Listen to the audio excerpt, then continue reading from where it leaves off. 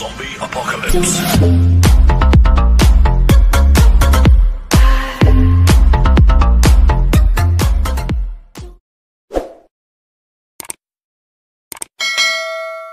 So hello viewers, welcome to my channel মেডিসিনেরা। Myself Mayuk. এবং আজকে যে বিষয়টা নিয়ে আমি আলোচনা করব সেটা এখন খুব গুরুত্বপূর্ণ একটা কনসার্ন, কারণ we are all going through that pandemic situation of COVID-19. So এক্ষেত্রে সব কিছুই অনিশ্চিত হয়ে পড়েছে এবং সব থেকে বড় যে বিষয়টা ধাক্কা খাচ্ছে সেটা হলো education system. Already West Bengal government থেকে ডিক্লেয়ার করে দেওয়া হয়েছে যে HS examination or 10+2 examination is postponed এবং সেক্ষেত্রে রেজাল্ট আউট করে দেওয়া হবে due to some particular internal marks or whatever it is, যার উপর ভ্যারি করে রেজাল্ট আউট করা হবে। সো এক্ষেত্রে এই চিন্তাটা মুক্ত হওয়া গেল, কিন্তু এরপর কী হবে সেটা হচ্ছে এখন সবথেকে বড় কোশ্চেন। হায়ার এডুকেশনের ক্ষেত্রে ইন কেস অফ ফার্মেসি অনেক স্টুডেন্ট এমন তারা রয়েছে, বিশেষ করে যারা আমার ভিউয়ার্স এবং যারা পরবর্তীকালে ভিডিওটা দেখবে, those who R willing to do the pharmaceutical education, বিশেষ করে bachelor in pharmacy or diploma in pharmacy, তাদের এখন মাথায় চিন্তা হয়ে দাঁড়িয়েছে যে কীভাবে অ্যাডমিশন হবে। সো আজকে আমি 2020-21 সেশন মানে এই সেশনের অ্যাডমিশন প্রক্রিয়া সম্বন্ধে বা অ্যাডমিশন প্রসিডিওর সম্বন্ধে একটু আলোচনা করছি। সো ডিপ্লোমা ইন ফার্মেসির ক্ষেত্রে যদি আমি আলোচনা করি, তাহলে ডিপ্লোমা ইন ফার্মেসির কোর্স কারিকুলাম এবং পুরো বিষয়টা কি সেটা নিয়ে আমি অলরেডি ভিডিও তৈরি করেছি, যার লিঙ্ক আমি এই ভিডিও ডেসক্রিপশন বক্সে দিয়ে দেবো, সেটা তোমরা একবার দেখে নিতে পারো। কিন্তু পার্টিকুলার এই সেশনে 2020-21-এ এখন সবার মাথায় একটাই চিন্তা যে CET exam conducted by West Bengal state council of technical education, এটা হবে কি হবে না, কারণ এটার ওপর নির্ভর করেই কিন্তু পুরো অ্যাডমিশন প্রসেসটা চলে। সো এখনও পর্যন্ত স্টেট কাউন্সিল থেকে কোনো রকম নোটিফিকেশন আমরা পাইনি due to that particular CET exam. So সেক্ষেত্রে ওয়েস্ট বেঙ্গলে বেশিরভাগ প্রাইভেট কলেজগুলো অ্যাডমিশন প্রসেস কিন্তু অলরেডি স্টার্ট করে দিয়েছে। They are taking the admission into provisional seats. So এই জায়গাটা তোমরা একটু মাথায় রেখো, কলেজগুলোর সাথে যোগাযোগ রেখো যে কীভাবে তারা অ্যাডমিশন প্রসেস চালাচ্ছে এবং কী কী ডকুমেন্টস তাদের দরকার। এবং ডকুমেন্টসের ক্ষেত্রে আমি অলরেডি আমার এই ভিডিওতে, আমার নেক্সট পার্টে আমি সব কিছুই আলোচনা করেছি যে কোন কোন documents in case of admission তোমাকে জমা দিতে হবে সেই পার্টিকুলার ইনস্টিটিউটে, in case of diploma and in case of B pharm both আমি আলাদা আলাদা করে আলোচনা করে দিয়েছি। সেটা আশা করি তোমাদের জন্য ফ্রুটফুল হবে, সেটা তোমরা একবার দেখে নেবে ভালো মতন। সো এই পয়েন্টটা একটু মাথায় রাখবে যে প্রভিশনাল অ্যাডমিশন কিন্তু অলরেডি স্টার্টেড। সো তোমরা তোমাদের নিয়ার বাই যে কলেজগুলো আছে সেগুলোর সাথে যোগাযোগ করো যে তোমরা অ্যাডমিশন নিতে ইচ্ছুক এবং তারা কি বলছে সেটা শোনো, কারণ এখন যা সিচুয়েশন প্রত্যেক জায়গায় কিন্তু বড় বড় কোশ্চেন মার্ক কিন্তু লেগেই রয়েছে, যে কেউই কিন্তু সঠিকভাবে বলতে পারছে না যে how the admission process will be going on in case of diploma in pharmacy. So এক্ষেত্রে আমার মনে হয় প্রভিশনাল অ্যাডমিশন নিয়ে রাখাটা বেটার এবং পরবর্তীকালে যদি সিইটি এক্সাম হয় তাহলে সেই অনুযায়ী তুমি এক্সাম দিয়ে সেই কলেজেই অ্যাডমিশন নিতে পারবে। সো সেক্ষেত্রে আমার মনে হয় না খুব একটা সমস্যা হবে। So this is my suggestion, please take the provisional admissions to the colleges if it is practicable for you. Okay, so এটা একটু মাথায় রাখবে।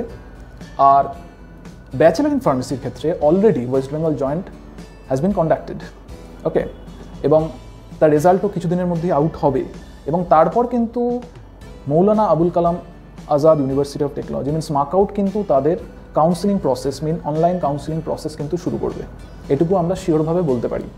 সো ব্যাচেলর ইন ফার্মেসির ক্ষেত্রে কিন্তু অনলাইন কাউন্সিলিং হবে এবং সেই কাউন্সিলিং মারফত তাদের জয়েন্টে যা র্যাঙ্ক হবে সেই অনুযায়ী কিন্তু তাদের সিট অ্যালটমেন্ট হবে এবং তারপরেই অ্যাডমিশন হবে, এবং that will be in the month of August or September. কারণ আমরা অলরেডি শুনেছি এবং জেনেছি according to UGC university grant commission যে অলরেডি কিন্তু আমাদের সেশন 1 মাস করে পিছিয়ে গেছে। ওকে, এবং ব্যাচেলার ইন ফার্মেসি সম্বন্ধে তোমার যদি ডিটেলস আরেকটু জানতে হয় তাহলে আমার ব্যাচেলার ইন ফার্মেসি সম্বন্ধে একটা ভিডিও আছে, যা লিঙ্কও আমি আমার এই ভিডিও ডেসক্রিপশন বক্সে দিয়ে দেবো, সেটা তোমরা একবার গো থ্রু করতে পারো, তাহলে ডিটেলসটা অন্তত তোমাদের ক্লিয়ার হয়ে যাবে যে what are the requirements in case of bachelor in pharmacy.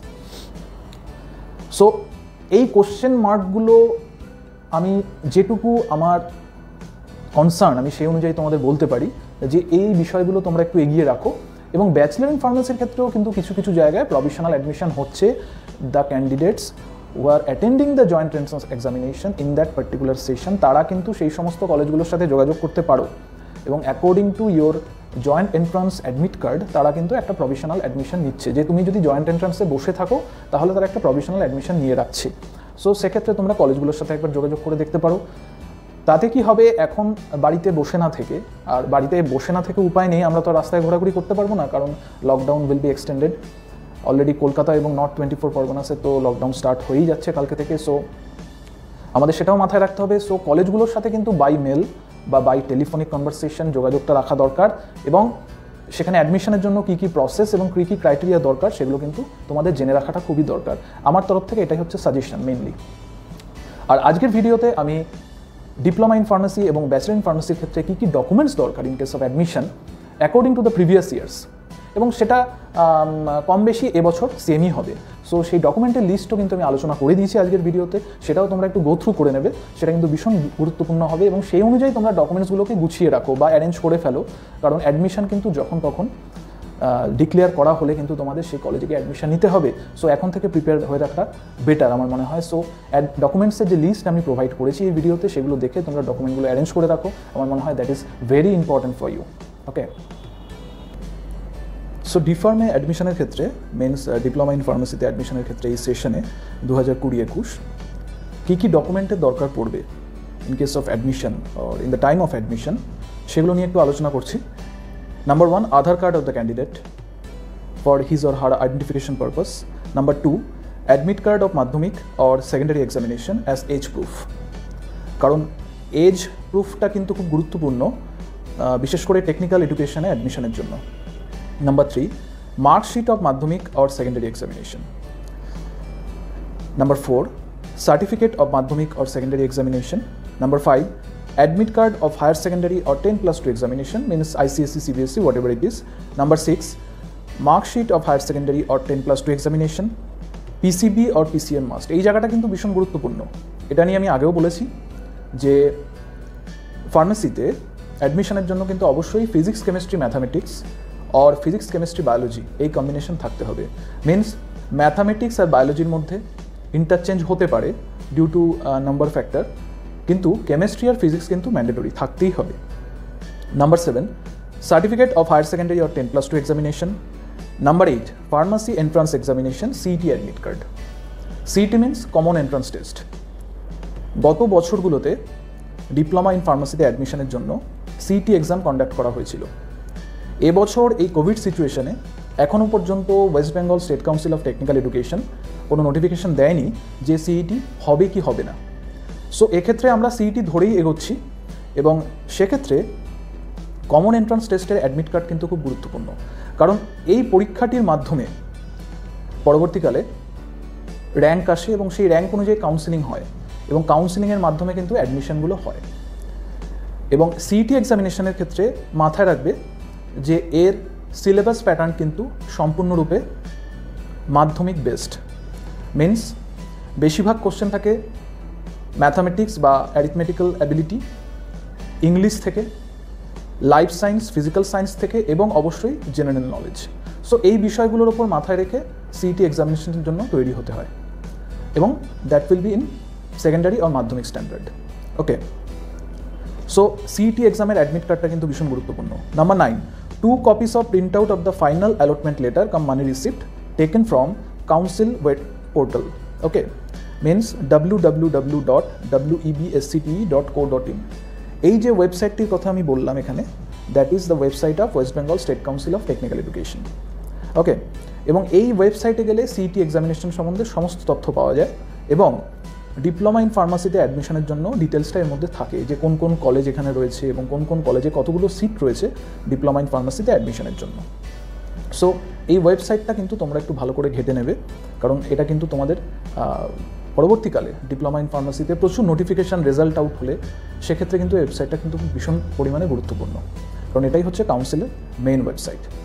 এবং pharmacy entrance examination CET rank card, এটাও খুব গুরুত্বপূর্ণ। তার মানে কি, ফাইনাল অ্যালটমেন্ট লেটার মিনস যখন কাউন্সিলিং হয়ে যায়, সেই কাউন্সিলিংয়ে প্রায়োরিটি অনুযায়ী, মিনস আমার র্যাঙ্ক অনুযায়ী, আমার প্রায়োরিটি অনুযায়ী আমাকে কলেজ চুজ করতে হয়।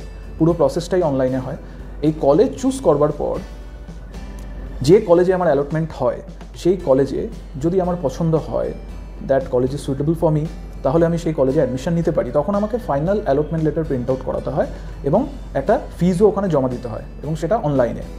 সো এই ফাইনাল অ্যালটমেন্ট লেটার আর মানি রিসিপ্টের কপি কিন্তু তোমাকে সঙ্গে রাখতে হবে, এবং সঙ্গে রাখতে হবে সিইটি এক্সামিনেশনের র্যাঙ্ক কার্ড। এই দুটো জিনিস ভীষণ গুরুত্বপূর্ণ। Number 10, reservation certificate, SC, ST, OBC and PC related certificate as applicable. Means যে সমস্ত রিজার্ভেশন বা কাস্ট সার্টিফিকেট যাদের আছে তারা কিন্তু এগুলো ক্যারি করবে, এবং ফিজিক্যালি চ্যালেঞ্জড যারা তাদেরও কিন্তু এই সার্টিফিকেট প্রোভাইড করতে হয়। বিশেষ করে গভর্নমেন্ট ইনস্টিটিউটগুলোতে কিন্তু এর সম্বন্ধে অনেক রকম কোটা বা অনেক রকম স্কলারশিপ বা সুযোগ সুবিধা থাকে, যেগুলো অ্যাভেল করার জন্য কিন্তু এই সার্টিফিকেট তোমাকে জমা দিতে হবে। কিন্তু প্রাইভেট ইনস্টিটিউটগুলোর ক্ষেত্রে সেরকম কিছু সুবিধা পাওয়া যায় না এই সার্টিফিকেট জমা দেওয়ার ফলে। So that is a important point. Number 11, field anti ragging affidavit in the prescribed format for both student and guardian. এটাও খুব গুরুত্বপূর্ণ। এই যে অ্যান্টি র্যাগিং এফিডেভিট, এর যে ফরম্যাট, ব্ল্যাঙ্ক ফরম্যাট, সেটা কলেজ প্রোভাইড করে, মানে যে ইনস্টিটিউটে তুমি অ্যাডমিশন নিতে যাবে, বা তুমি West Bengal state council of technical এডুকেশনের যে ওয়েবসাইটটা আমি দিলাম, সেই ওয়েবসাইট থেকেও তুমি পেয়ে যেতে পারো, ডাউনলোড করে নিতে পারো। এই অ্যান্টি র্যাগিং এফিডেভিট কিন্তু তোমাকে কোর্ট থেকে, সেটা জুডিশিয়াল ম্যাজিস্ট্রেট হতে পারে বা সিম্পল নোটারি হতে পারে, তোমাকে 10 টাকা স্ট্যাম্প পেপারে গার্জিয়ান এবং স্টুডেন্ট বোথেরই কিন্তু এই এফিডেভিট জমা দিতে হয়। কারণ AICTE এবং UGC রেগুলেশন অনুযায়ী এখন যে কোনো এডুকেশনাল ইনস্টিটিউটে র্যাগিং কিন্তু সম্পূর্ণরূপে নিষিদ্ধ। সো আগের থেকে কলেজগুলো অ্যান্টি র্যাগিং এফিডেভিট স্টুডেন্টের কাছ থেকে এবং তার গার্জিয়ানের কাছ থেকে সংগ্রহ করে রেখে দেয়, যাতে পরবর্তীকালে সেই স্টুডেন্ট কোনো রকম র্যাগিং সম্বন্ধীয় কোনো ঘটনার সাথে জড়িয়ে পড়লে তার বিরুদ্ধে ব্যবস্থা নেওয়া যেতে পারে। সো অ্যান্টি র্যাগিং এফিডেভিট কিন্তু তোমাকে জমা দিতেই হবে, এবং তার ফরম্যাটটা তোমরা কাউন্সিলের ওয়েবসাইট থেকেই পেয়ে যাবে বা সেই কলেজ তোমাকে প্রোভাইড করবে। Number 12, medical fitness certificate from a registered medical practitioner only. এই মেডিকেল ফিটনেস সার্টিফিকেট ফরম্যাটও কিন্তু আমরা স্টেট কাউন্সিলের ওয়েবসাইট থেকে পেতে পারি বা কলেজ আমাকে প্রোভাইড করতে পারে। এক্ষেত্রে চোখের, তার শরীরের এবং বিভিন্ন রকম তার কোনো মানসিক সমস্যা আছে কিনা, এই সমস্ত প্যারামিটারের উপর নির্ভর করে একজন ফিজিশিয়ান তাকে একটা মেডিকেল সার্টিফিকেট প্রোভাইড করে, যেটা কিন্তু কলেজে জমা দিতে হয়। কারণ মেডিক্যালি আনফিট হলে he or she will not be able to study in science or science subject, because colour blind হলে কিন্তু কোনো সময় সায়েন্স নিয়ে পড়া যায় না। সো কালার ব্লাইন্ডনেসের ব্যাপারটাও কিন্তু এই মেডিকেল ফিটনেস সার্টিফিকেটের মধ্যেই লেখা থাকে। সো এই জায়গাগুলো মাথায় রাখতে হবে, এবং মেডিকেল সার্টিফিকেট বা ফিটনেস সার্টিফিকেট কিন্তু very important in case of admission. So এটা কিন্তু তোমাদেরকে কলেজ থেকে সংগ্রহ করতে হবে বা কাউন্সিলের ওয়েবসাইট থেকে ডাউনলোড করে সেটা কোনো রেজিস্টার্ড মেডিকেল প্র্যাকটিশনারকে দিয়ে লিখিয়ে, তাকে দিয়ে সাইন করিয়ে, স্ট্যাম্প করিয়ে তবে কলেজে জমা দিতে হবে in case of admission. Number 13, some copies of recent passport size color photographs. Number 14, candidates shall complete the age of 17 on or before 1st January of the year of admission. Date of birth should be on or before 31st/12/2002. So এই যে age barrier, এই বিষয়টা কিন্তু very important, because অ্যাডমিশনের ক্ষেত্রে যদি সেই student এজের সাথে কমপ্লাই না করে তাহলে কিন্তু তার অ্যাডমিশন ভ্যালিড হিসাবে গণ্য হয় না। যদি কোনো কলেজ ভুলবশত সেই স্টুডেন্টকে 17 বছরের কমে কোনো সময় ভর্তি করিয়ে নেয়, পরবর্তীকালে কিন্তু রেজিস্ট্রেশনের সময় তার রেজিস্ট্রেশন আটকে যায়। সো এজ কিন্তু ভেরি ইম্পর্টেন্ট। আমি বারবার বলছি, এজের বিষয়টা কিন্তু সবাইকে মাথায় রাখতে হবে। এবং ডিপ্লোমা ইন ফার্মেসি এবং ব্যাচেলার ইন ফার্মেসিতে ওয়েস্ট বেঙ্গলে অ্যাডমিশনের জন্য কিন্তু এজের মাপকাঠি দুরকম। ডিপ্লোমা ইন ফার্মেসিতে বিশেষ করে স্টেট কাউন্সিলের আন্ডারে এজের মাপকাঠি হচ্ছে যে বছরে তুমি অ্যাডমিশন নিচ্ছ সেই বছরের 1st জানুয়ারির মধ্যে তোমার 17 বছর পূর্ণ হতে হবে। এবং যেহেতু 2020-21 সেশনের কথা আমি এখানে বলছি, সেক্ষেত্রে তার এজ 17 পূর্ণ হতে হবে অন অর বিফোর 31শে ডিসেম্বর 2002 এর মধ্যে। That is very important in case of diploma in pharmacy admission. Number 15, tuition fees as per the respective institute. এবং সেই ইনস্টিটিউটের যা টিউশন ফিস সেই রেসপেক্টিভ ইনস্টিটিউটের, সেটাও কিন্তু তোমাকে সেই কলেজের সাথে আলোচনা করে সেই অনুযায়ী তোমাকে জমা দিতে হবে। সো এই সমস্ত ডকুমেন্টগুলো কিন্তু তোমাকে রেডি রাখতে হবে in case of diploma in pharmacy admission. So এবার আমি বি ফার্মে অ্যাডমিশনের জন্য, মানে আমাদের এই 2020-21 সেশনে কী কী ডকুমেন্টসের প্রয়োজন সেগুলো নিয়ে আলোচনা করে দিই। Number 1, Aadhaar card of candidate. Number 2, admit card of Madhyamik or secondary examination as age proof. Number 3, mark sheet of Madhyamik or secondary examination. Number 4, certificate of Madhyamik or secondary examination. Number 5, mark sheet of higher secondary or 10+2 examination. Number 6, certificate of higher secondary or 10+2 examination. Number 7, that is very important, means joint entrance examination admit card, যেটা তোমরা West Bengal জয়েন্টের যে website www.wbje.in এই website থেকে তোমরা ডিটেলসটা পাবে। কারণ এটা মাথায় রাখবে যে ওয়েস্ট বেঙ্গলে বি ফার্মে অ্যাডমিশনের জন্য ওয়েস্ট বেঙ্গল জয়েন্ট কিন্তু ম্যান্ডেটরি। ওয়েস্ট বেঙ্গল জয়েন্টের বা জয়েন্ট এন্ট্রান্স এক্সামিনেশনের র্যাঙ্ক ছাড়া কিন্তু কোনোভাবেই ব্যাচেলর ইন ফার্মেসিতে ভর্তি হওয়া যায় না বা অ্যাডমিশন নেওয়া যায় না। Number 8 West Bengal joint rank card. Number 9 provisional admission letter. Number 10 allotment letter. Number 11 reservation certificate, SC ST OBC or PC related certificate as applicable. এগুলো নিয়ে আমি আগেই আলোচনা করেছি ডিপ্লোমার ক্ষেত্রে, তোমরা সবই জানো। এবং এই allotment letter, provisional admission letter, এগুলো সবই ওয়েস্ট বেঙ্গল জয়েন্টের র্যাঙ্ক বেরোবার পর তারপর যে অনলাইন কাউন্সিলিং হয় সেই অনুযায়ী একদম ডিপ্লোমার মতনই কাউন্সিলিং প্রসেসটা চলে। মানে তুমি তোমার প্রায়োরিটি অনুযায়ী, তোমার প্রেফারেন্স অনুযায়ী কলেজ চুজ করতে পারো, সেখান থেকে তারপরে র্যাঙ্ক অনুযায়ী অটোমেটিক কাউন্সিলিং হয়, সেখান থেকে তোমাকে কলেজ অ্যালটমেন্ট করা হয়। দেন ওই কলেজ যদি তোমার পছন্দ হয় তাহলে তুমি সেখানে ফাইনালি অ্যাডমিশন নিতে পারো। Number 12 field anti-ragging affidavit in the prescribed format for both student and guardian. Number 13 medical fitness certificate from a registered medical practitioner only. Both are the same points for diploma in pharmacy also. So এগুলো আমি আলোচনা করেছি, আমি আর দ্বিতীয়বার আলোচনা করছি না। Number 14 some copies of recent passport size colored photographs. They are also very important. Number 15 the lower age limit 17 years on 31/12/2020. A candidate should born on or before 31/12/2003.